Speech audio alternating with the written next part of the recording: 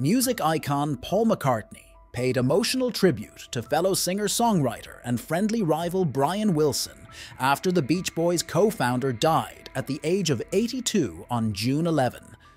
Taking to his Instagram on June 12th, the former Beatle wrote, "Brian had that mysterious sense of musical genius that made his songs so achingly special.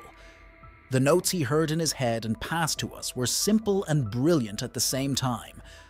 I loved him and was privileged to be around his bright, shining light for a little while. How we will continue without Brian Wilson, God only knows. Thank you, Brian." McCartney's fellow surviving Beatles member, Ringo Starr, also penned a heartfelt tribute to his Instagram, writing, "God bless Brian Wilson. Peace and love to all his family. Ringo."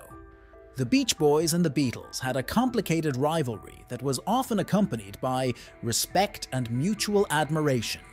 Brothers Brian, Dennis, and Carl Wilson, their cousin, love, and friend Al Jardine, formed the Beach Boys in Hawthorne, California in 1961 and achieved international success thanks to hits such as Surfin' USA, I'm Not in Love, God Only Knows, and Good Vibrations. However, competition arose between the two successful rock bands in 1964 when Beatlemania landed in the US and the Fab Four scored their first one hit with I Want to Hold Your Hand. Wilson was famously inspired to begin work on the greatest rock album ever made, which later became the certified platinum Pet Sounds after hearing the English rock group's Rubber Soul in 1965.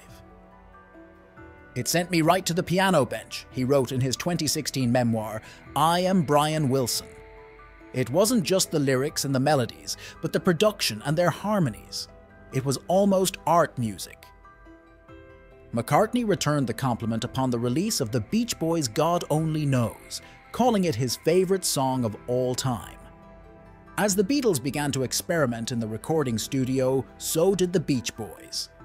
One of the Fab Four's psychedelic tracks was Strawberry Fields Forever. According to Medium, the song profoundly affected Wilson, who first heard it in his car.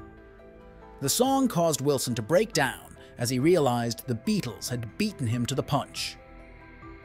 In 1967, when Brian Wilson first heard the song, he pulled over in his car, broke down in tears and said, "They got there first," Medium wrote. In a 2021 interview with Spin magazine, Wilson shared 5 albums he couldn't live without, and Revolver was on the list. Regarding the record, he said, "What the heck is not to love? It's some of Paul's best work. His vocals are amazing." The singer-songwriter also selected 1967's Sgt. Pepper's Lonely Hearts Club Band.